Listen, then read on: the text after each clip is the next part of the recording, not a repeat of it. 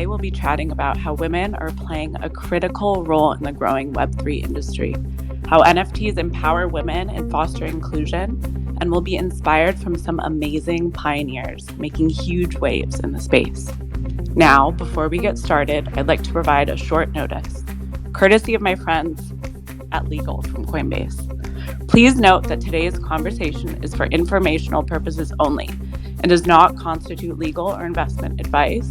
We may make forward-looking statements in the presentation, and actual results may vary materially from today's statements and are subject to risks and uncertainties. Okay, with that out of the way, let's welcome our friend and today's host, Nicole Behnam. She's the founder of discussion platform Beyond Media. She's also known as a personality, interviewer, educator, and community builder. She's also a partner and Web3 advisor at 8 Commas, a metaverse agency that focuses on awareness campaigns. And with that, I'll pass the mic to you, Nicole. Thank you so much, Amanda, and welcome, ladies. Super excited to have you join us on this beautiful Tuesday morning, afternoon, or even evening. I know, Betty from Deadfellaz, it's 3 a.m. where you are.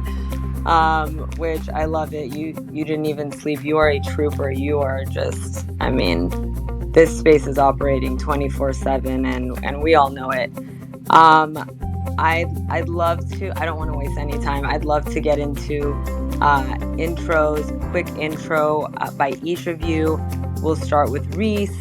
I'm just going in the order that I see it. Reese, Boss Beauties, Nyla, and then Deadfellaz. Quick intro, and then something people wouldn't find or know about you by looking at your LinkedIn. Quick fun fact. I'll start with mine. When I first got into crypto, I actually made my first meme was of Elle Woods from Legally Blonde, and it was that scene where Warner sees her at Harvard and goes, "You go to Harvard? You got into Harvard?" And she goes, "What? Like it's hard?" And the meme was, "What? You're into crypto?" And she goes, "What? Like it's hard?" I just redid the meme. I should post it later. But Reese, let's go over to you. Intro. Yeah. Well, thank you so much, Nicole. I would love to see that meme. That makes me laugh. Because yes, it is actually hard to get into crypto, but once you're in, it's awesome. Hi, I'm Reese Witherspoon. I'm a founder of Hello Sunshine, which is a media platform that centers storytelling around women and celebrate women, and also highlights female filmmakers and female creators on every platform. My fun fact is I used to have an imaginary friend named Emmett. When I was in first grade, I got very mad at him and I flushed him down the toilet. And that's my fun fact. Thank you, Reese. Lisa, over to you. Thank you, Nicole. And first of all, I love all the fun facts. Reese, I love hearing about your imaginary friend. So everyone that's listening, I am Lisa Mayer. I'm the founder of Boss Beauties and founder of My Social Canvas. That's my formal title, but I really like to say my title is Big Sister and mentor to Gen Z women worldwide. My fun fact is that a few years ago, I was invited to The Tonight Show.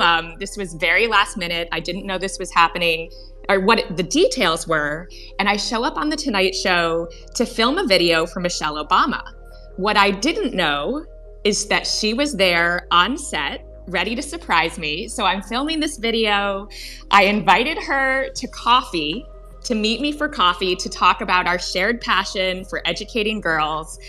And all of a sudden, she walks out from behind this curtain and surprises me. And I just freaked out. I have to say, she came over to give me a hug, and I froze. I almost didn't give her a hug. I dropped my wallet and all my business cards on the floor. Jimmy Fallon had to pick them up. I was very embarrassed at the time, but that was quite an experience, just a fun morning that I had. So that's my fun fact. I'm still waiting for Michelle Obama to have coffee with me, by the way. So need to make that happen.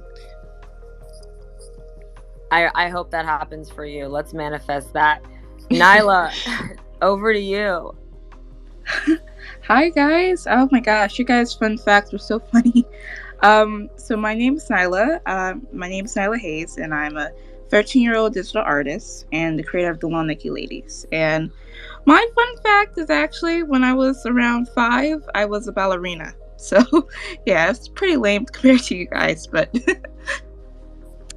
Not lame at all, Nyla. What don't you do? You're such an inspiration.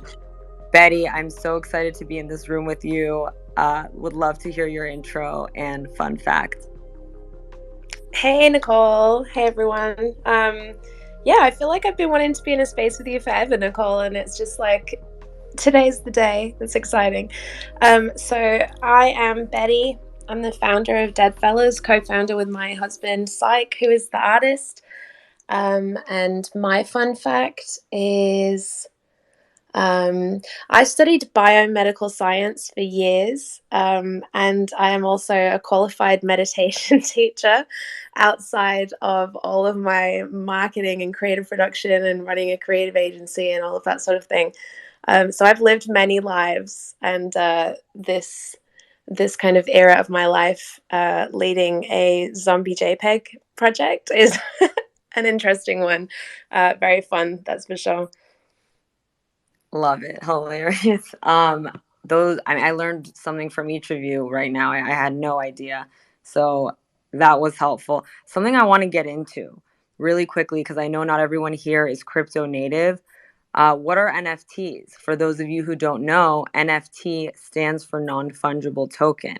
And the definition on Coinbase Learn is they are a type of crypto asset in which each token is unique.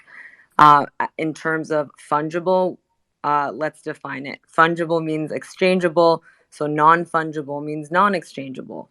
This is very different from the blue chip popular cryptocurrencies such as Bitcoin and Ethereum, which are fungible crypto assets, meaning you can trade a whole Bitcoin for another whole Bitcoin, and likewise with Ethereum. What does this mean for NFTs, and why are they so special and important? Every NFT is unique. They're used to authenticate ownership of digital assets, including artwork, music, and even virtual real estate. It's a powerful technology which creates a new set of interesting and emerging use cases for crypto assets, which we're super excited to discuss today.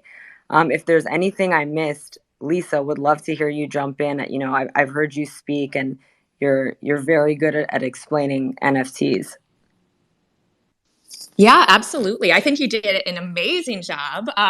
But one thing I would just add, I love to break it down in a way. Obviously, this space, when you first get in, it can be very overwhelming. I have to say it was overwhelming to me, just to be totally honest. But I think it's so interesting. I mean, never before in history, really, have we been able to buy and trade digital goods, right? I mean, in the past, we could buy physical goods, we could buy clothing, food, a phone, an iPhone, or whatever the products are we buy, right? And I think it's so exciting that we are all early in this space at the very beginning, getting to build this together, right? And build this new space and create it as we go. And just being a part of history is so exciting. Never before in history have we been able to buy and trade digital goods and in this way and have that unique certificate of ownership, right? And it's so exciting, for me personally, it's been really exciting to get into this space. I had been working for the last decade in women's empowerment and mentoring young women all over the world. It's totally my passion to wake up every day and do that. And NFTs and coming into this space has really been able to help bring our work to the next level. And obviously, we'll jump into that more, but really, I think it's super exciting and really honored to be here with all these change makers and people in the space that are doing such incredible work. Thank you so much, Lisa. And I just want to re-emphasize what you said, which is we're early. And even if you're new to this room, new to crypto, new to NFTs, if you're here today, you're still early because we're in the building phase. So thank you for that. We have pinned the tweet a tweet that provides a comprehensive overview of the NFT ecosystem to the top of this room. Feel free to check it out. It certainly has helped me. Um, with that, I want to talk about everyone's journey into the NFT ecosystem. So, Reese, we'll start with you and we'll keep it moving from there. But my question is, what was the catalyst that sparked your journey into Web3, crypto, and more specifically, NFTs? Thanks, Nicole. So around May of 2021, I was sitting with a bunch of people and somebody started talking about the metaverse. And I was like, what is the metaverse? What are you even talking about? I think Mark Zuckerberg had just ended his shareholders conference by saying, welcome to the metaverse. And we were all like, what does that mean? And as this group of people and I started talking, one of the women in the group said, hey, do you want to join me? I'm doing crypto seminars with experts and we're just learning. And so for about 5 months, I just once a week learned from two women who are investing in the space and basically learned the basics of what is Bitcoin, what is Ethereum, what are different crypto strategies about buying and holding versus trading and selling. And then probably in August, I started getting more information about NFTs and how artists were selling their work. And it dawned on me like this big light bulb moment that this had so much to do with my mission for so many years, which is helping women um, make art, make money off of their art. And obviously, as an artist for 30 years in the movie business, ownership was always the biggest goal, right? The brass ring for any artist is ownership. But seeing that it was actually possible in the NFT space to own your art in perpetuity was mind blowing to me. I think every actor, every musician, every fine artist, every digital artist um, suddenly had this window of opportunity to own their own work and to participate in the communities that celebrate their work. And that's when I started buying, I started learning how to buy crypto, buy NFTs. I still have yet to sell. I think I sold one so far. That's it. But I'm just still learning in the space, and I, we all are very new, and it's very early on, and I'm really grateful to all the incredible people out there in this community who have helped me learn so much, so relatively quickly. So that's my beginning journey, and now I'll pass the mic. Thank you, Reese. And I love that you're so active in this community. It shows, and I have so many friends who have been on stages with you and have learned from you and interacted with you, and it's beautiful that you're here. Lisa, over to you. Yeah, a little bit of my journey. And I know I shared a little bit before, but for the last decade, I had been building my social canvas, which is, a global community. It's a mentorship program. As I said, I'm often referred to as the big sister and mentor to Gen Z women worldwide in our community.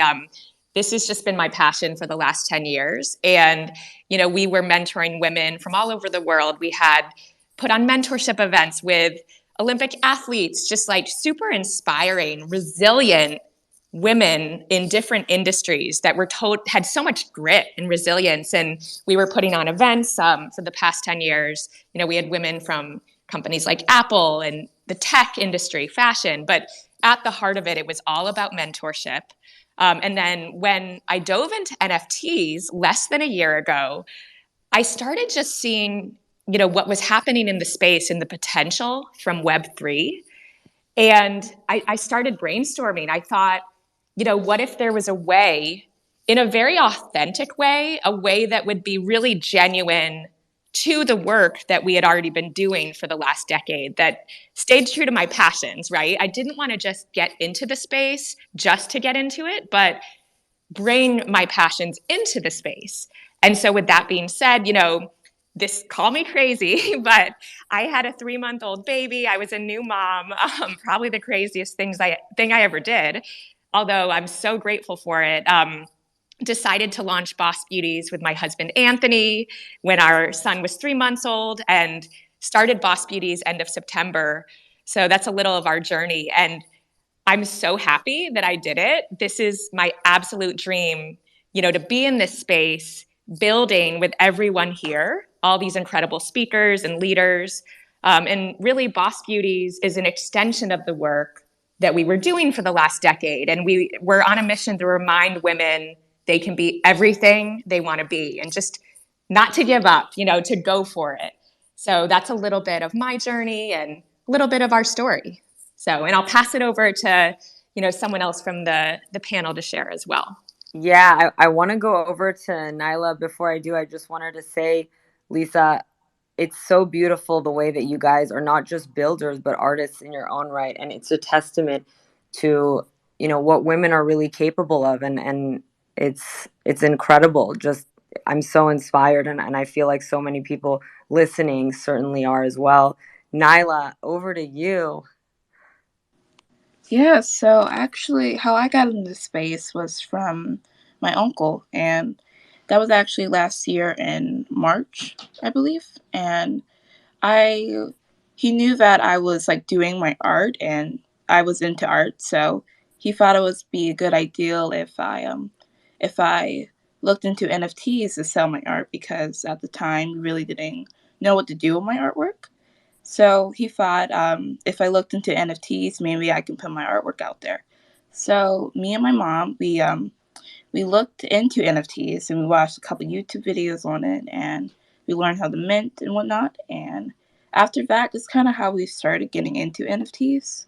And uh, we minted my old artwork that I was already doing, and we got on Twitter and Instagram, and we talked to people in the NFT community, and that's kind of how we started off. But yeah, that's basically my story. Incredible. And you're so young and so successful, and your ambition is so admirable. Thank you for being here, Nyla. Betty from Deadfellaz, what is up? I would love to hear your journey. Hey, so we got into excuse me, I might cough a little bit. I just had COVID, but I'm okay now. So we got into NFTs. Well, Psych, my husband, was in before me, and he introduced me to NFTs because his artist friends had showed him this amazing new thing, where you could have digital ownership over your art, and people would pay you and you'd get royalties. And it was just very exciting. And I remember he told me about it. And for me, it was like this immediate light bulb moment. I saw it as this incredible opportunity right away. And I think I reacted in like a little bit of a strange way, because he kind of just stood there and looked at me like I was a crazy person. But I didn't really engage much for the first few months. I just kind of sat back and absorbed and listened and learned. And we would have Clubhouse playing in the background like all day. I would never go on there. I was a little bit intimidated. But yeah, just learning and listening. And eventually it just became too much to not participate. Psych had been approached a few times to do art on other people's projects. And with our background being in creative production, I was just like, we need to do our own thing. So we did, and it's just been so amazing. And I see this as a vehicle for change. I think I am a bit of a disruptor by nature, and I see NFTs as like kind of a hopeful answer to a lot of the stuff that's going on in the world. All of the structures that just don't work for everyone, and I see this as a real opportunity to redistribute power and wealth and all kinds of things like that. So yeah, I'm using our project and what I'm doing in NFTs and in crypto as a bit of a vehicle for change. And yeah, it's been fun. Thanks, Betty. You are such a leader, and I look up to you in so many ways. I mean, just your Twitter alone, I know you're here from Deadfellaz, but your personal Twitter is just incredible, and I learn from you every single day. So something else, there's certainly challenges when you're entering the ecosystem.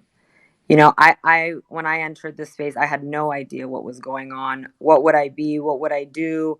I was a clubhouse host, but then I also wanted to do in-person events, and I started doing that. And then at first I labeled myself a vibe curator and director of vibes, because I couldn't think. People told me you can be whatever you want to be, and that's something I love about this space. So I just called myself that.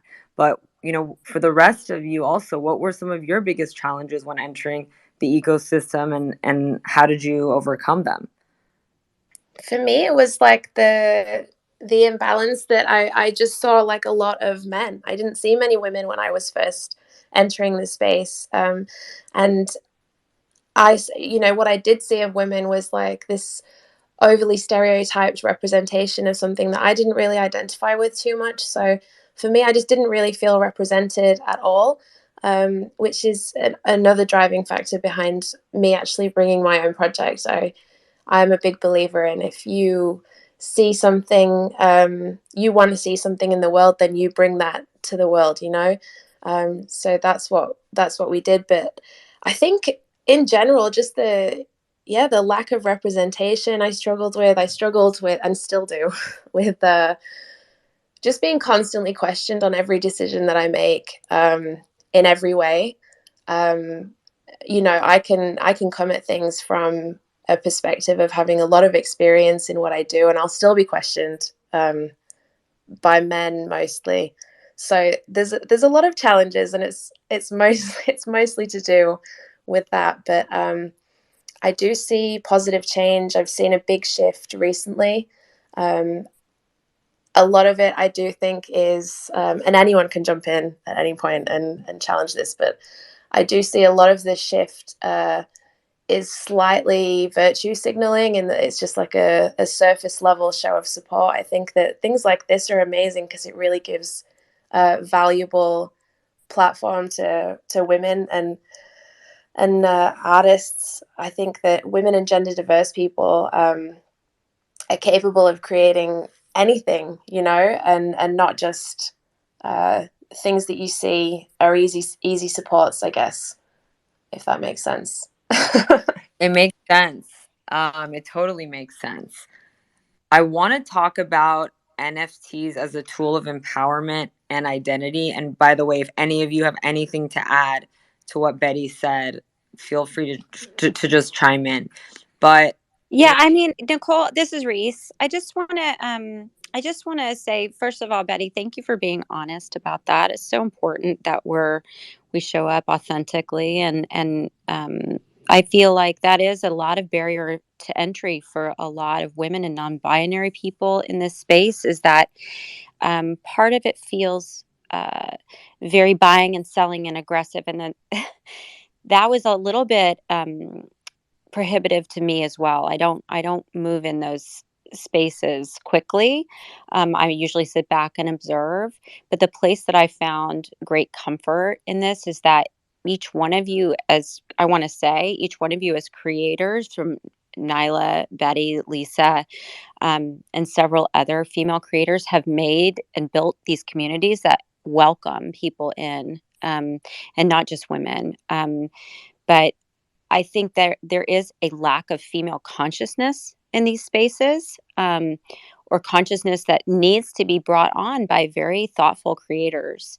So that's where I entered the space, and I didn't want to come. I was actually, when the minute I tweeted about NFTs, a bunch of people came at me like, "Do you want to do a project with your face on it, and mint it, and get out there and sell it and make money?" And I was like, "No, I want to authentically enter this space." And I love what you say, Lisa, about supporting and mentoring Gen Z women.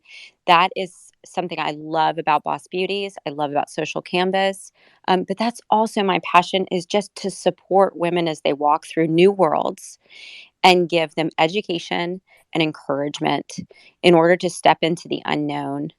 And I think that's where we're at. We're in new territory, new days, but I don't want women, non-binary folks, women of color, people of color, to feel like this is another closed doors business where they're not welcome in. So I think it's really important as people step in that you start opening the door for others. And anybody else who wants to add to that, please do, because I think it's a really important part of this particular conversation. I just agree with what you were saying about the opening doors part. I think that it can be quite scary, and it's been quite a nerve-wracking journey to do this sort of work and to be so visible. I know I'm kind of anonymous. I have a PFP that is a cartoon zombie, but you know, I am myself in this space. Betty is my name, and who I am is who I am, and being kind of visible and vocal is actually kind of scary in a space where you are not the majority. And I know that I come into that with like different intersecting layers of privilege, but I guess once you through that door and the door remains open, other people will follow. And I think that that's the power, and leading by example, and making the space safe by just being in it and showing other people that you can do it. You know, I mean, who would have thought that, I mean, definitely not me, could have run a project that's this size with, it's just mind blowing. I look at the panel, as you said before, Reese, and just at like what Nyla has done and what Lisa has done and what Nicole's doing. Like, you know, just trailblazing. It's very powerful, and it definitely does lead to success for other people. Thank you, Betty. And thank you, Reese, for bringing that up. I love that, you know, you're encouraging people to enter this space with good intentions and to be meticulous and, you know, not rush things, because we're also all learning here. I mean, that's how I feel every single day. It's how I feel in this room, which I love. There's so much I want to talk about. I want to talk about identity and expressionism. How do you leverage expressionism into the NFT related artwork that you guys create? Lisa, let's start with you.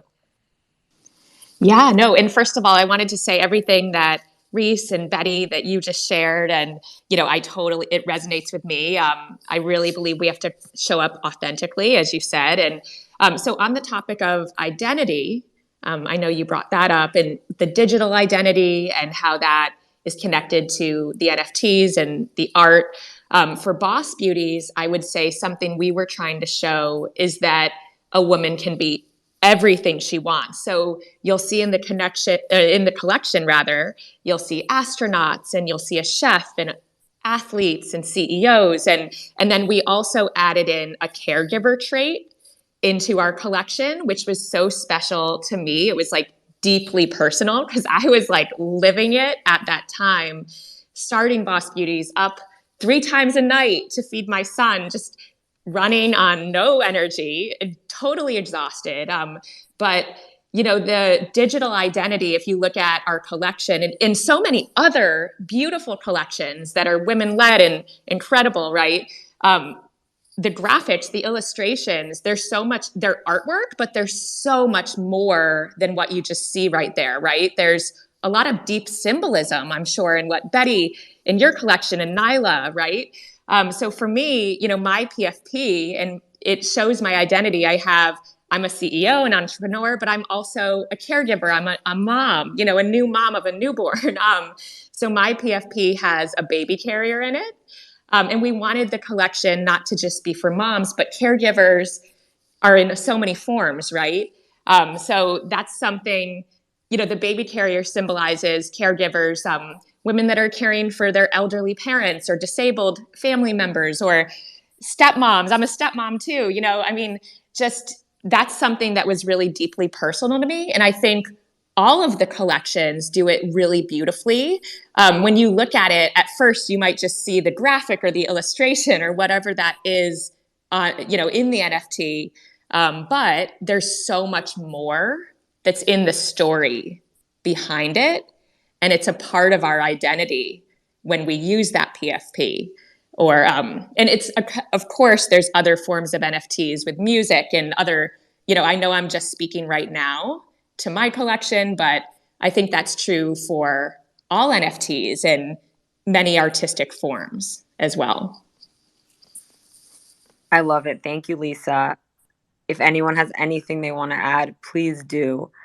I also was wondering, do you guys see NFTs as a tool to bridge the equality and opportunity gap that may exist in society?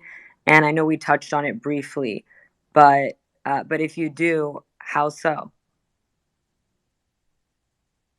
Um, No, go ahead, sorry, Betty. sorry, sorry, Reese.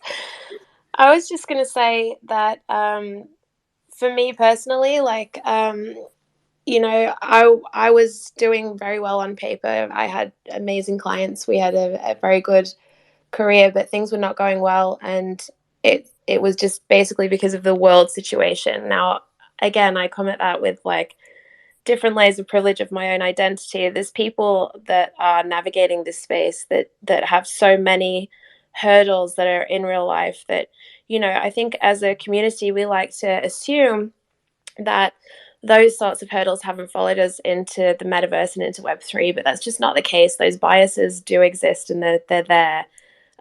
So I think that, again, like touching on identity that you were just talking about before, PFPs and just being in these communities can provide safety for people. You can navigate these spaces without those biases following you. I think it's a very, very powerful tool. And just in terms of giving people these opportunities, like they're life-changing opportunities, the things that happen in this space day to day are wild and mind-blowing. And I know Lisa and I shared like a moment when I launched and then when she launched, and yeah, it's just wild. I would also just be interested real quick in hearing Nyla's take on identity with her project, because I just find it so fascinating, the Long Necky Ladies. I love her project, and I bought a piece of yours, Nyla, from the Timepieces collection. I just love it.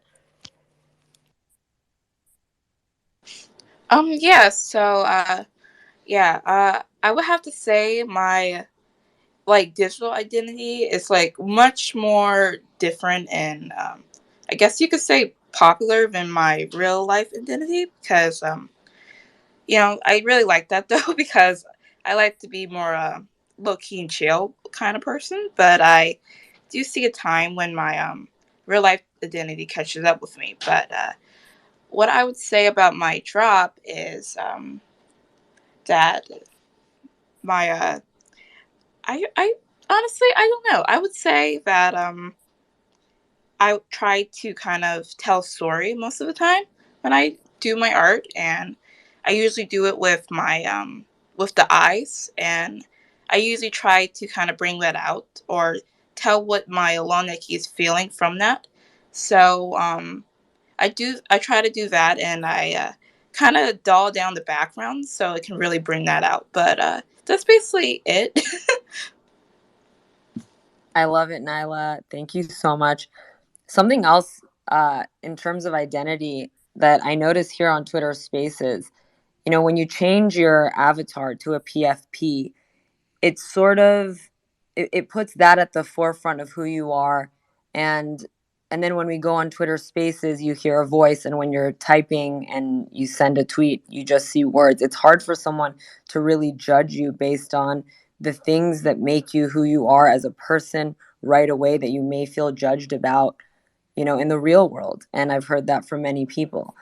I also wanted to talk about, where you guys, as leaders, female leaders in the ecosystem, where do you guys go to learn more about the ecosystem, and where do you go to draw inspiration as you navigate these journeys in the Web3 space? For me, it's immediately just the community. So I spend a lot of time talking to my community in Discord, and I listen to podcasts. My favorite podcast is the one by Carly P. Riley, Overpriced JPEGs. It's very cool and informative. Twitter Spaces. I have Twitter Spaces on constantly.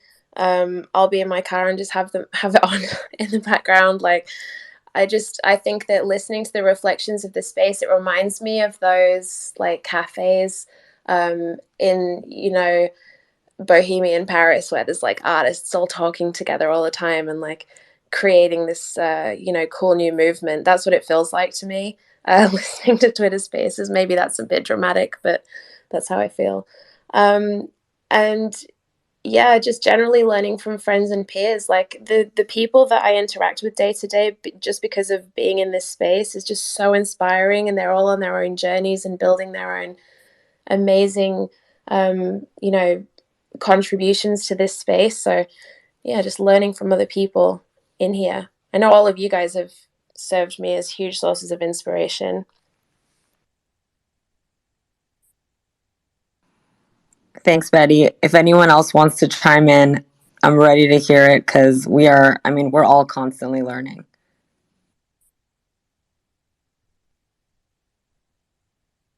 Okay, well, we'll move along. Reese, go ahead. I thought there was a sign. I thought there was a Oh, lot. I mean, I would just say that I'm always listening. Like, you start to find your community, you know, you start to find people who are having similar conversations with a shared set of ideas. So I have a group of women that were on a signal chat, and we just share new projects together. We decide to we haven't started a DAO, but we basically operate as a DAO. We kind of buy, you know, similar projects and really champion things behind the scenes together. So that's nice. I have a whole new set of friends who are all very forward, you know, thinking and thinking about how they can help women in business and help more artists get their work seen throughout the world. That's incredible. And I want to talk about community really quickly because that sounds like a community to me. And this space really does foster, you know, it's a big difference between audience and community here. You know, we're all constantly talking to each other, learning from each other, learning about different projects from each other. And that's what's so beautiful about it. And the way that I see women supporting each other. And you guys as artists, like, you know, Betty buying long neckies and you know, everyone buying Boss Beauties and Reese getting involved, and it's just such a beautiful collaborative ecosystem. So I want to talk about community building, you know, because it is so instrumental within this ecosystem. How else are you guys engaging with your communities, and what advice do you have for other women looking to build their communities in this ecosystem? I think what Reese said before about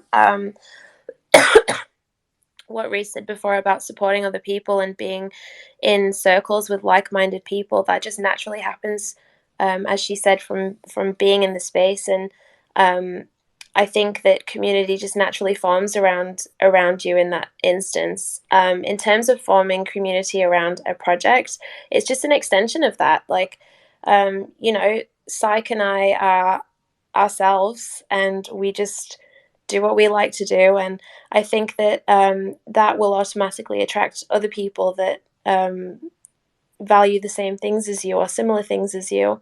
I think that it's a new mindset that people have a hard time getting used to, is that when you're creating something in this industry, you really just have to think about what value you can bring rather than what value you can take. It's very much a mutually beneficial kind of symbiotic situation. It's not so much a consumer and a creator, you know, it's this bilateral relationship. It's completely different, and not like really anything that's happened before. So I think that's where NFT native brands have the upper hand, because it's like we intrinsically know it from being in the space. But you do see a lot of traditional brands coming in kind of struggling with that, I think, a little bit.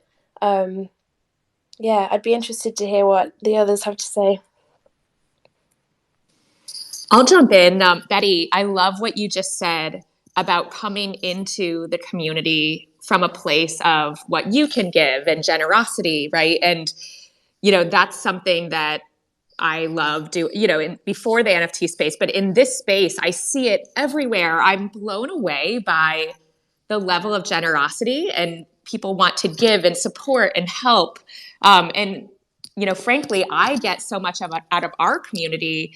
Sometimes when I'm having a challenge, I'm exhausted or something from waking up with my son and then taking a meeting that's really early in the morning and everything. I mean, I'm really filled up by our community. I've never experienced something quite like this community in the NFT space and the Boss Beauties community and all of these other incredible projects right here, Deadfellaz and Nyla and other women-led projects. It's really inspiring, and people are authentic. They show up and try to help and pitch in and support each other. You see something that happens in the space where someone forgot that, they lost their NFT. Maybe they transferred it from their ledger and then someone bought it really fast at a low floor price, right? And someone else comes in and sends that person another Boss Beauty or another NFT. I mean, it's just one small example, but I just see a lot of generosity and giving in this space and support. Yeah, I think those stories don't get told enough. I think that you often, maybe from an outsider to the space, will see a lot of the negative things that go on, but actually the community is very real. Like, the relationships are real. People go to these discords and they talk to their people that they have formed real connections with, and it's a real lifeline for a lot of people in a time where we've been very much emotionally disconnected from a lot of things. I think it served as an amazing tool for connection and the hope that kind of runs along that naturally because of the technology and the solutions that are being born from all of this. Is very cool. And yeah, just people helping each other out and supporting each other. And often, someone's first sale will come from their friend and then they'll share it and then someone else's friend. And it's just a really great place to be. And the early thing is so cliche, but like, I think that's being early with all these other people and sharing this time is really exciting. I love it. Lisa and Betty, thank you so much for your input there. And Reese, I want to talk about really quickly, the difference between healthy communities and unhealthy communities, because something that I've realized as I've gotten to know women like you in this space is that, the NFT community is really helpful and generous and curious. I mean, I think in the past, people were walking into rooms, into communities where they felt judged and not really embraced. And over here, people genuinely want to help you. They're genuinely curious about you. We have public figures entering the space not to have an audience, but to engage with a community. I mean, I haven't seen that really in so many industries. And here, I feel like we have access. Like, I know I can message Betty and ask her a question. I know I can message Lisa or Nyla, Reese. It's very, very cool to have that. And I just wanted to stress that as well. I want to talk about, we see percentage wise, there are fewer women than men in Web3, crypto, NFTs. Why do you guys think that is? And how can we help encourage other women to become builders and creators in Web3? I mean, it's a case of financial education and lack of access to that, and lack of access in real life to any of this stuff. Like in many galleries in the world, something like 90% of the art hung is from men. I think it's something ridiculous, like 99% of all major art sales, all the top art sales in all of the major auction houses in the world are all men. There's sometimes not even any women hired by galleries. I know the Louvre and I think a few other major art galleries in the world have never had a female director. So, it's only natural that those barriers would then come into a space that is brand new. My hope is that there is enough challenge here to, my friend Meg, who is a good friend, but also I have her as an advisor for Deadfellaz because she's amazing. She will often say, like, the paint is not dry and the cement's still wet, and we have a chance to really, create actual change before things get, get dried again and into the way things are. So yeah. That's really well said, Betty. I really like that analogy that the paint is not dry and the cement is not set. So we have an opportunity to step into these spaces. And Nicole, I think that's a really good question. Why are we seeing these spaces be, primarily men buying crypto, primarily men entering the NFT space? And I think it's exactly what we've all been mentioning, that the systems that we've all been living in have not been made for women to walk through. So I think if you think about, my mother wasn't even allowed to have a credit card, when in the 1970s. We have been living inside of financial systems that did not make space for women and people of color, or non-binary people. I think we're looking at new systems, and I think what's exciting about new worlds and new spaces is that they can be anything, like Betty's friend said. And I think, but the important thing is to get more women excited, more people excited to enter this space and start creating consciousness around how they want to see it become. Like, what is Web3 without women, or people of color, or non-binary folks? Like, it's not going to be reflective of the world yet again. So as these systems are coming together, it's so important to bring your best ideas, your highest consciousness, and also invite other people in, so that systems aren't established that shut doors on people, because it's exciting. But I've seen this happen before, where women don't get involved, and there's barrier to entry financially. But I try to encourage projects to have aspects of them that are affordable. There's parts of them that maybe are NFTs are won on a lottery. To be conscious that not everybody can financially enter this space is important to remember as well.